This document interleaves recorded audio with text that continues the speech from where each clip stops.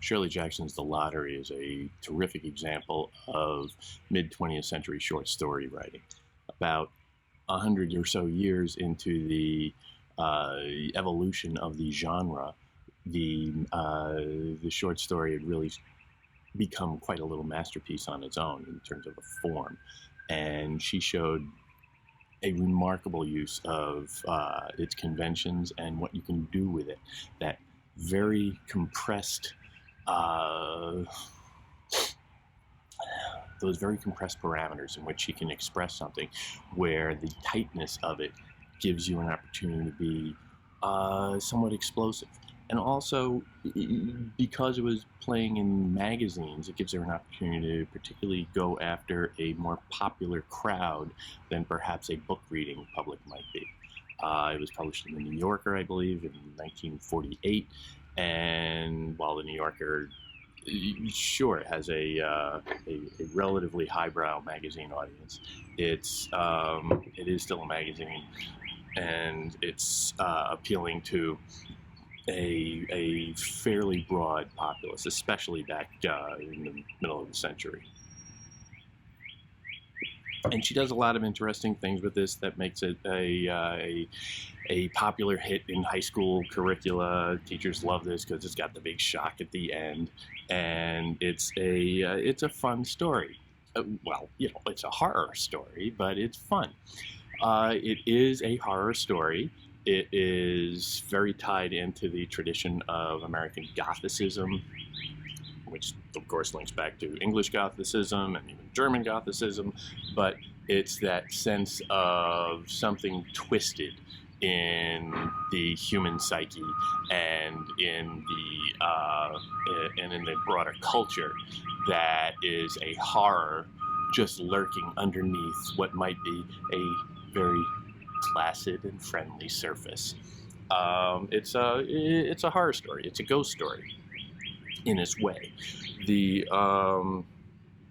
most interesting thing that I see in it, however, is her use of mimesis. Mimesis is the Greek term meaning essentially imitation.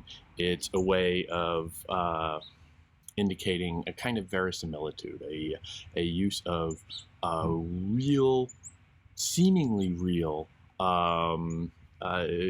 characteristics to arrange or to involve an audience, a reader, with a belief that this is plausible, that this could happen, this seems right. Just lots of little details that bring credibility to the story. And she can use that with great effect here because she alternates between the mimesis and this gothic undercurrent where the horror is always counterbalanced with something quite benign, and it keeps the reader sort of off balance and in a state of constant suspense until the big, knockout punch ending. And that feeds into the theme of this story very well because it is a story of a very small town, a very normal, ordinary, heartland town where everybody knows one another and they're just getting together for a little town function, like a little festival that has been going on for as long as anyone can remember and is just part of the tradition of this quaint little town that really leans on its quaintness quite a lot. And she opens it in that vein, trying to impress on everyone how ordinary everything is. The first sentence, beginnings and endings, the first sentence is very ordinary. The morning of June 27th was clear and sunny, with the fresh warmth of a full summer day. The flowers were blossoming profusely, and the grass was richly green. Can you imagine a more boring sentence? Quite honestly, it's leaning on the verb to be 3 different times. The 27th was clear and sunny. The flowers were blossoming profusely, and the grass was richly green. It is not going out of its way to be particularly interesting. This text is trying to set a tone of nothing terribly exciting here. It's just another day here in Everytown, Middle America. The people of the village began to gather in the square. So that sudden shift to action, something's happening. They began to gather. Do they do this every day? I don't know. Let's find out. But it is an action. So she starts it very blandly, but then slips in that, okay, something's happening. Between the post office and the bank around 10 o'clock. In some towns, there were so many people that the lottery took 2 days, and there's the word lottery for the first time. Took 2 days and had to be started on June 26th, but in this village where there were only about 300 people, the whole lottery took only about 2 hours, so it could begin at 10 o'clock in the morning and still be through in time to allow the villagers to get home for noon dinner. Again, a lot going on in this sentence where they're stressing that it's all very familiar and folksy and homey and very Middle American. The implication of the action soon gives way to a kind of, well, this is long, this is happening, yes, something's happening, but it's a long sentence, so it kind of buries the fact that it's action.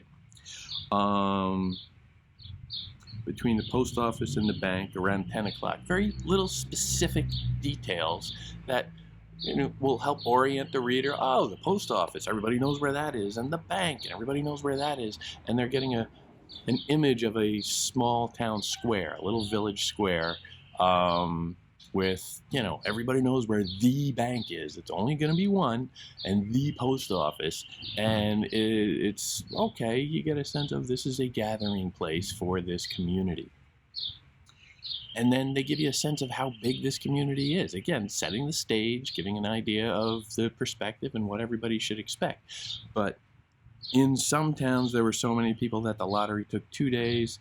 But in this village, where there were only about 300 people, the whole thing took only 2 hours. 300 people is a very small community.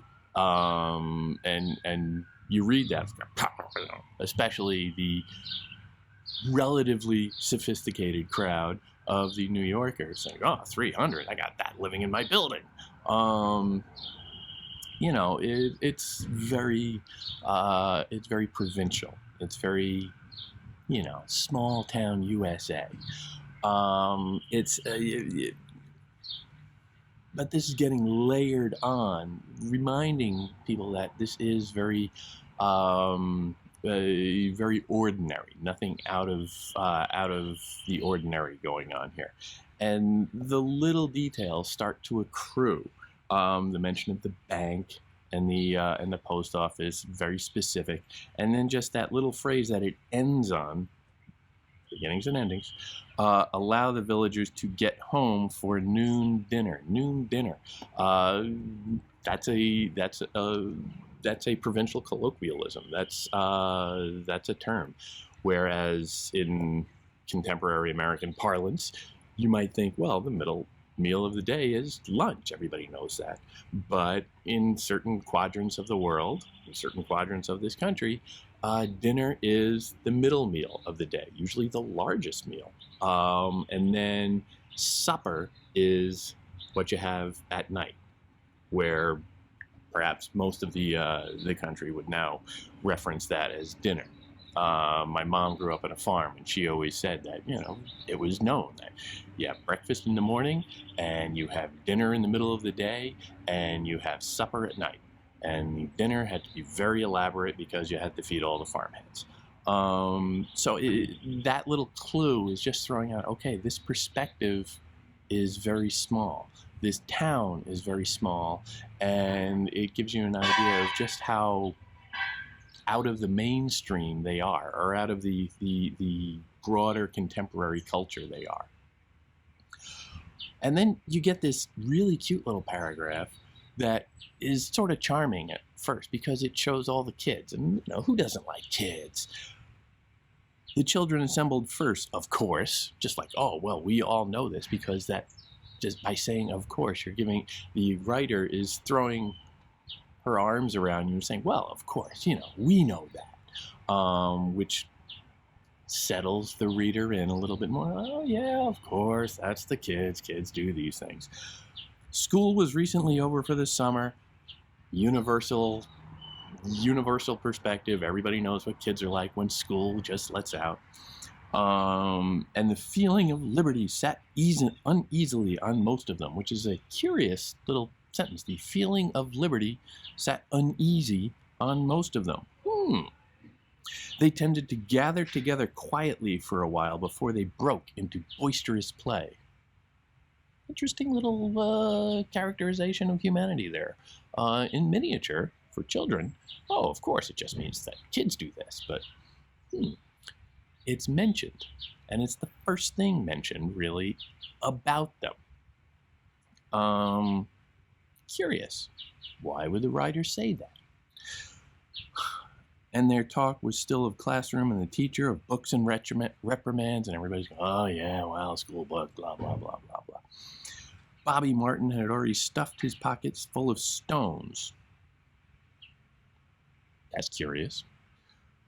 And other boys soon followed his example, selecting the smoothest and roundest stones. Stones. Curious. Sure, kids play with rocks, little boys perhaps more than anybody. They like anything dirty and can, throw at one another. But, again, it's a little detail. It just drops in there. What is that? Selecting the smoothest and roundest stones, Bobby and Harry Jones and Dickie Delacroix. The villagers pronounced his name Delacroix in quotation marks. Again, something a little foreign is adjusted. Very provincial. We don't like fancy stuff here. We're going to call you something simple. Not too big on outsiders. Not too big on foreigners in any form. We like standard American stuff. The real America. Eventually made a great pile of stones in one corner of the square and guarded it against the raids of the other boys. Again, these mentions of stones, it keeps coming up. Like, well, why? It's just curious. Not super curious, but it stands out. The girls stood aside, talking of themselves, looking over their shoulders at the boys, and the small children rolled in the dust or clung to the hands of the older brothers or sisters. Which seems much more innocuous. There's no mention of the stones there, and you're into very ordinary, boy-girl behavior in the adolescent and pre-adolescent set. That becomes more recognizable, and the reader can hit that sentence and say, oh yeah, okay, the boys are being silly and kind of childish, and the girls are maybe whispering, talking about them, looking at them. And everybody thinks that's adorable, and it is adorable, but it's included in there for a very specific reason. It creates a sense of, okay, this is very real. This is what kids do. Yeah, sure, they did the stones thing, whatever that means. But then they get something very stable and ordinary and understandable and identifiable after it. So it sort of washes away the lingering strangeness of the stones fixation and comforts the reader again and says, okay, boys will be boys. We don't know what's going on with them. But, the girls are very cute, and they have braids and whatever, and they're, whispering. It removes that lingering suspicion, that curiosity of the stones that the writer seems to have shifted into for a couple sentences there, where the stones were a repeated thing. And then oh yeah, okay, the stones go by, you know, there was something a little odd, but now we've moved back into something very normal, and we like normal, so we're gonna cling to that. But the idea of the stones is planted. The idea is there. And it's the details that introduce it and make it seem at first kind of innocuous, but as it gets repeated, it makes you more uncomfortable, like curious. But then more details deliberately wash that away, quelch that down, to just suffuse the oddity back under the surface. Soon the men began to gather, surveying their own children. Speaking of planting of rain and tractors and taxes, they stood together away from the pile of stones in the corner. So the stones are back. It's there. And their jokes were quiet, and they smiled rather than laughed. So you get this sense that, well, they don't want to express anything. They're, trying to hold something in. But you get the sense that, all right, they're aware of something that has meaning, but they're just trying not to reference it. And psychologically, they're trying to ignore it. The women wearing faded house dresses and sweaters came shortly after their menfolk. Again, a little colloquialism there that makes you think salt of the earth, heartland. They greeted one another and exchanged bits of gossip as they went to join their husbands. Soon the women, standing by their husbands, began to call to their children, and the children came reluctantly, having to be called 4 or 5 times. Bobby Martin ducked under his mother's grasping hand, laughing, back to the pile of stones. His father spoke up sharply, and Bobby came quickly and took his place between his father and his elder brother. So we get this shifting back and forth, this repetition of the stones, and this shifting back and forth of the ordinary and the everyday, and then the weird, that thing about the stones. And then back to the ordinary, the everyday, the quotidian is the big word. And then suddenly there's that creeping stone fixation, which doesn't make any sense, but seems to have great significance to everybody in there. And it creates suspense that makes you curious, like, well, everybody seems to know something about these stones. They seem to be important in some reason or other. So, otherwise, it's a kind of a dull little story about, a little Mayberry town who's just going about some little civic fair. Oh, isn't that adorable? Maybe they're going to pin maybe they're going to award a ribbon for the fattest pig or something. I don't know, but that cuteness of them is very deliberately deployed to seem very ordinary, insistently ordinary, and then it is counterbalanced by this weirdness, like a pebble in your shoe, always reminding you that it is there. And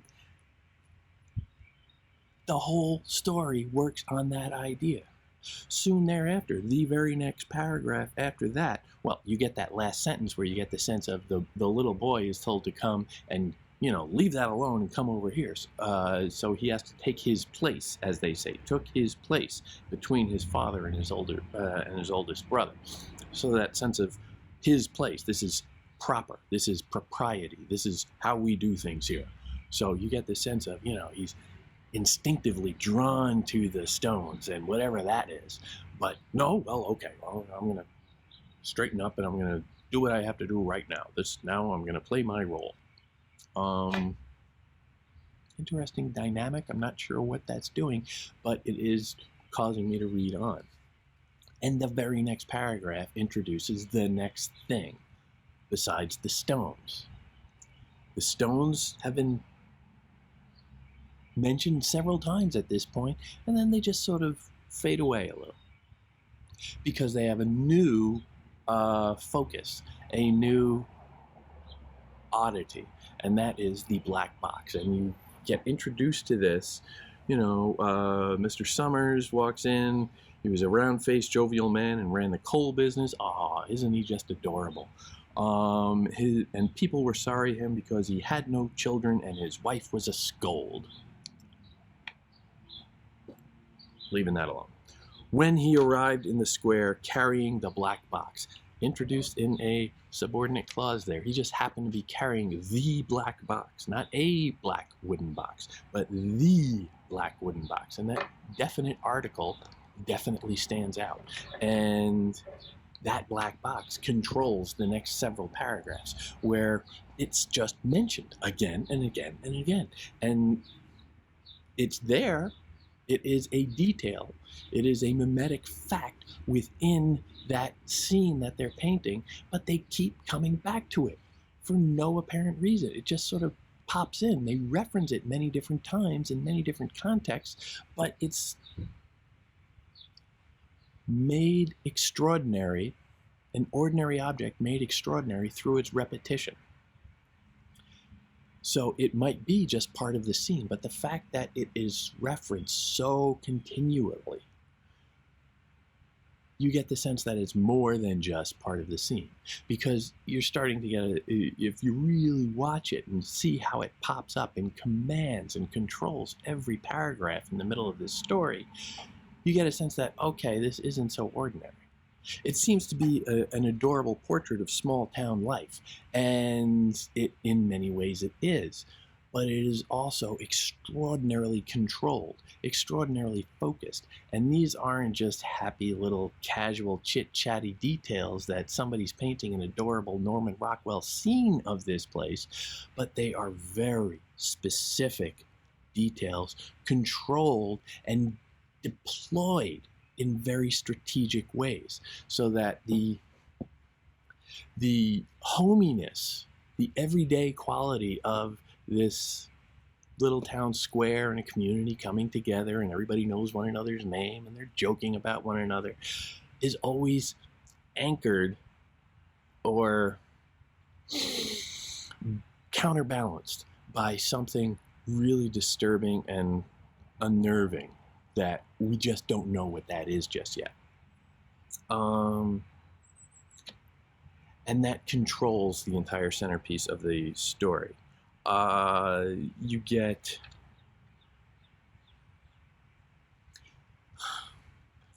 the acceleration of the story as the lottery picks up, of course, and everybody knows the story. I'm not going to go into all that. We all know the big punch at the end.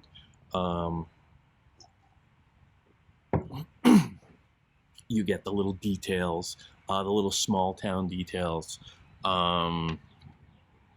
throughout. You get a curious little drop in the middle of a paragraph.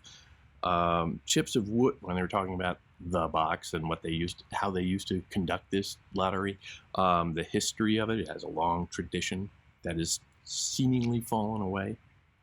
Chips of wood, Mr. Summers had argued, had been all very well when the village was tiny, but now that the population was more than 300 and likely to keep on growing, it was necessary to use something that would fit more easily into the black box. And that just sort of slips in. But think about what that does. Again, a little detail. The repetition of 300. Now, when we first saw 300 a couple of paragraphs earlier, it was about, well, how small the village is. When there were only about 300 people, where there were only about 300 people, which means that, for the average reader who's coming to that, probably living in a community with more than 300 people, that looks very quaint. And that's going to sort of objectify them just a little bit. They're able to look at that from the outside. But after all of these little details that brings you in and you're meeting the people and you're getting put right in that crowd that is gathering in the town square, suddenly the perspective is flipped. And 300, now that the population was more than 300, and likely to get bigger, now suddenly you are in that crowd and you're looking around and you're saying, oh yeah, 300, that's a lot of people. You're sitting in that square with all these people. And, oh yeah, there are a lot of people here. So your perspective, the perspective of the reader, is now guided into a belief that 300 is a lot of people. Your perspective has been shrunk down to the level of these people so that they might think that, okay, yeah, when everybody comes to town, it's crowded. 300 is crowded if you're in a fairly small area, like a, small town square.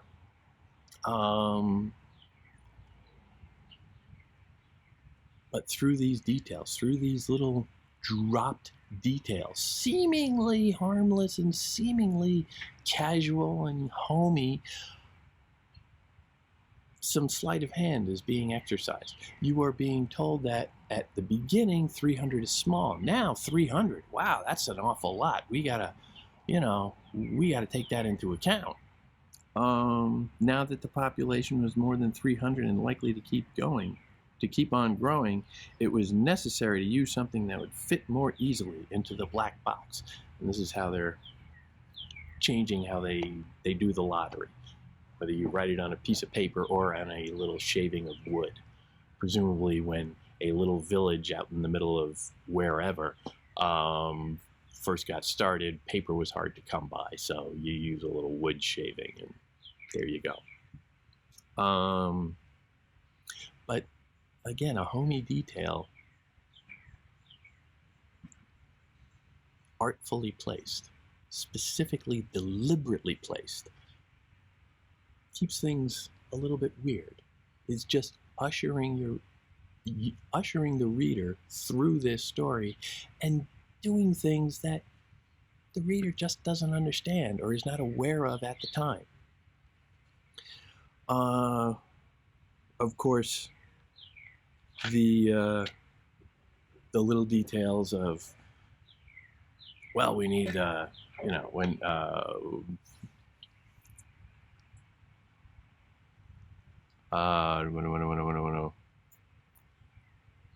the patriarchy comes out, the small town sexism. Mr.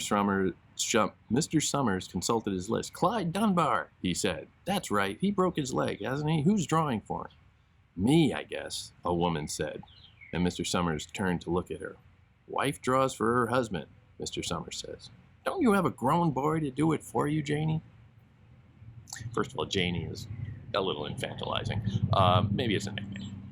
Put that one aside. But oh, that's nice. You're gonna try and represent your family. Well, don't you have a boy? He's almost 16. He's the man of the house now. We would rather deal with him. The smallness of the place is starting to really become a bit more confining, a little bit more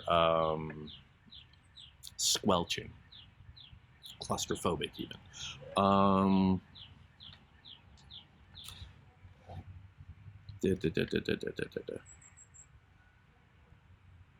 When the anxiety starts to build slowly as people are watching this black box and as the lottery gets into gear and people, men, start going up and choosing, slips of paper out of this box. And you get little details dropped in that suggest, without telling you, but just suggest that, something's going on. There is something anxious happening here. The people had done it so many times that they only half listened to the directions, which is a kind of automatic, don't think about it thing. Most of them were quiet, wetting their lips, not looking around. So that's weird. I mean, they're gathered with all their neighbors. You get a sense that it's almost like a party in a way, but suddenly they're not looking around, because in the beginning they were chatting, hushed tones perhaps, but now they're just sort of pulling into themselves more. They're not looking around. They're not making a lot of eye contact to get the sense. They're not engaging with anyone.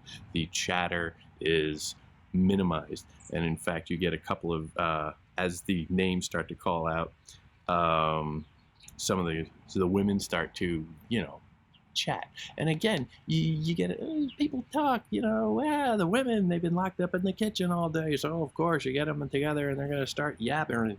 A very you know, it's a sexist take. It is a woman writer, of course, and she's sort of, I'm not going to say making fun of this, but I would say criticizing.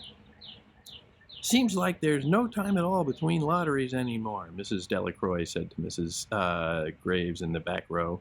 Seems like we got through the last one only last week. Time sure goes fast, Mrs. Graves said. So there, you know, time goes fast, time flies.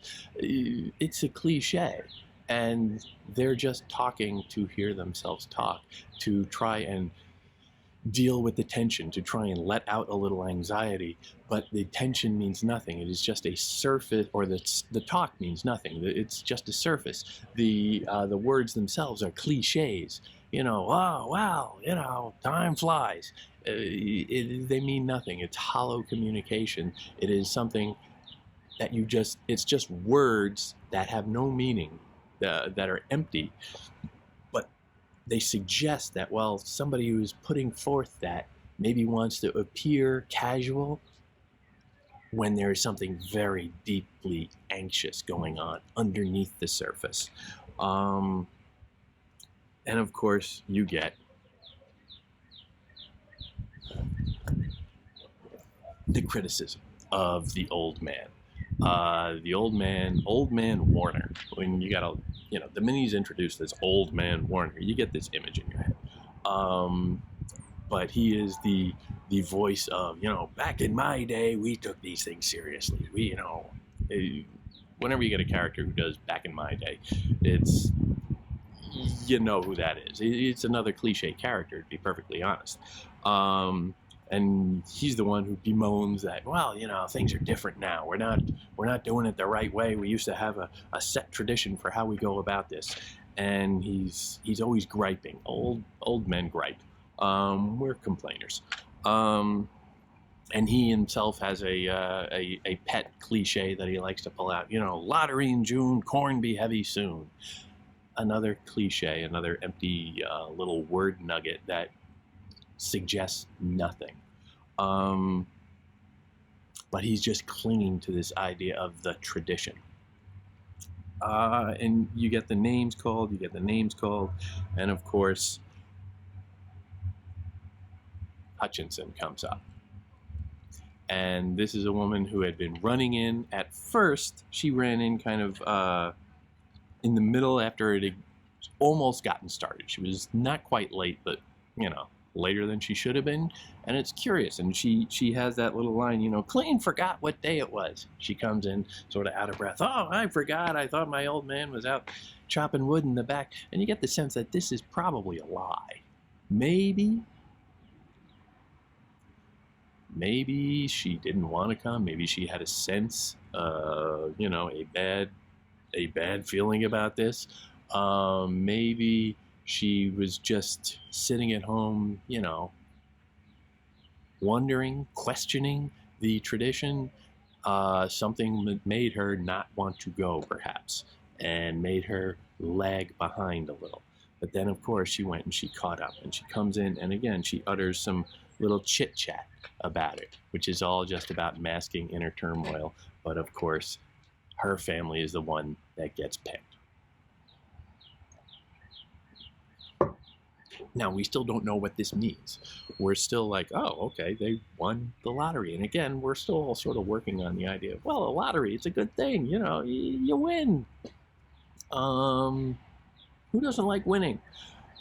But it's clear that this is not a lottery that they want to win. And now we're really just like, what the hell is it? You know, why are they all so anxious about this? Why are they all so disturbed at the prospect of winning? And Mrs. Hutchinson, Tessie, again, sort of an infantilized name, but very homey, is outraged at the inequity of it. She keeps objecting that, well, no, this is not fair. That is, she repeats that again and again and again. It's not fair. Measuring their little homey thing against some abstract notion of justice that they've kind of left behind any notion of justice. This is small town traditional beliefs compared to any notion of fairness or justice or any ideal at all. It's gone. What you have after they go through, or even, in the midst of this, is this ugly, bestial tribalism consuming itself, because you get, even before you know what the lottery is, you get the family turning on one another. Tessie immediately says, well, okay, she knows that there's a second round among the family, so she immediately turns on her own daughter. She says, well, we're just this number, but, we should include, what is it, Don and Eva. Eva is her daughter, Don is her son-in-law, and the elders, the men in the crowd, suggest, well, no, because once a woman is married, she gets counted with her husband's family. Very patriarchal, and she wants to up her numbers, and so that numerically, it's more or it's less likely that she will get it. She knows this. We don't understand it. But that's what she's doing. But what she is doing right there is turning on her own daughter and saying that she would rather her daughter be killed than she would. And that's just horrifying. And you get another sense of this when, in the last beats of the story, someone gave little Davy Hutchinson a few pebbles. Davy Hutchinson is a little boy, her youngest son, and you get a sense of the playfulness of it. He laughs when he puts his hand in the box. He feels like a big boy. Woo! And it's just horrifying as this is building. You don't know what's going on because everybody seems so horror-struck that you're drawn through those last several chapters and you don't understand where it's going until that final gasp.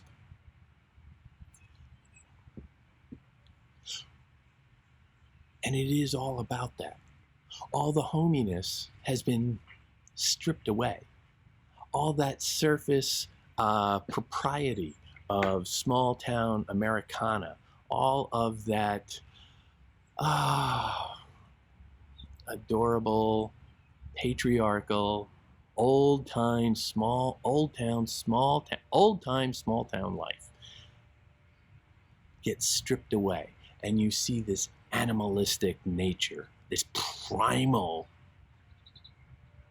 nature come out, and it is vicious. Although the villagers had forgotten the ritual and lost the original black box, they still remembered to use stones. And now the stones come back. We haven't heard from them in a while, but suddenly, okay, the stones are back.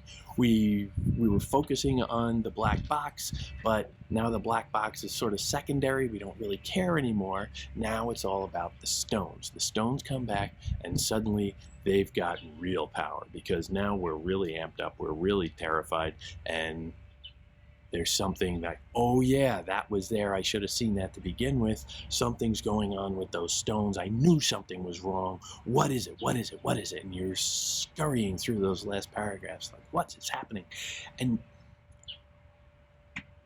that shift has already happened. The politeness has been ripped away, and now they're just an angry mob. Someone gave Davy Hutchinson a few pebbles. It's just horrifying. Tessie Hutchinson was in the center of a cleared space by now, and she held her hands out desperately as the villagers moved in on her. It isn't fair. She keeps repeating that. It isn't fair. Matching it against, again, an ideal that is so far beyond this naked, primal, tribal reality that she's in. And a stone hit her on the side of the head. She mentions the ideal, and the ideal is torn away by the by the action of that stone, and the repetition of even the image of the stone, the word stone. They shift back and forth. It isn't fair. Bam, rock hits her. Old man Warner was saying, come on, everyone, egging them on.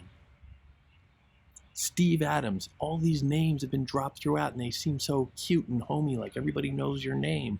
But suddenly these names pop up. Steve Adams was in front of the crowd of villagers with Mrs. Graves beside him. These are names that we have been introduced to in the past in very vague, benign, friendly, hi, how are you, I know you and your family ways.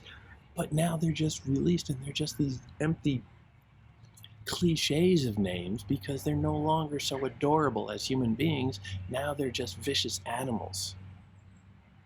It isn't fair, it isn't right, Mrs. Hutchinson screams, and then they were upon her.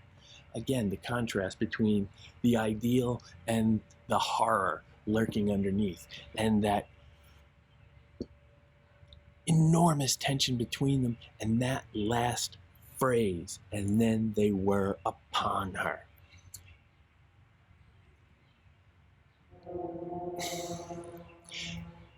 The viciousness of it is only part of it. You can imagine it in your head. It doesn't tell you anything very specific. Upon her is very vague. It doesn't really other than that one stone hitting Tessie in the head, we're not really given a lot of explicit violence. But that phrase, upon her, pulls you back. We are suddenly back in an objective view. At the beginning, everything seemed very, objectified, this small town. And again, we were told the 300 people, and the readers would look at that and say, well, yeah, from my perspective, that is very small. And that's the way that's the way the story presented it. But then in the middle of the story, that whole thing was brought again, but now from a different perspective, the perspective of those 300 people in that very crowded town square, and suddenly that was very big. But now we're back out again. Now they were upon her is the focus is on them. The focus is on them crowding into her in the middle. You get the sense of she's in the middle of a circle, we're told. Now they have all pounced from that circle into the middle, and we're standing back or sitting back and watching all of it, and we are removed. It is now suddenly more objective. We're back out of that circle. We're not in the crowd anymore, and we're just left to see that, to see it for what it is, for the naked horror that what it is, for all of the traditions, all the parochialism, all of the provincialism is all stripped away to be just brutal viciousness. And we are supposed to reflect on that and realize that, oh my God, I thought they were so nice. I thought they were so sweet. I thought it was adorable what they were saying and doing in this little town tradition. I wanted to go to a bed and breakfast there, for gosh sakes. But what does that say about my vulnerability to that same instinct? That's what the story does through those little details, that little calculation of what seems like just ordinary description of how things were. But it's not. It's not so innocent. It's not so accidental. They're not just saying, well, I'm going to talk about this detail because that was there. That was an accurate, portrayal of the reality of that situation. No, all of those little details are very deliberately and artificially wrought, put together with calculation, with artifice, making it necessarily kind of fake and phony, but for a purpose. Because the effect is what matters here. The effect shatters any pretense of the politeness that everybody was sort of going along with. It is that shock that delivers the punch, and that's really that's the anchor of this story, that last moment. Everything has been leading towards that. She has been building this story towards that. I would say she probably wrote that line first and then reverse engineered the whole thing to get to that point, because it is a masterclass in economy and organization and simple engineering. And then they were upon her. You get that gothic horror where you recognize that underneath even the most friendly, placid, ideal appearance, horror can be lurking.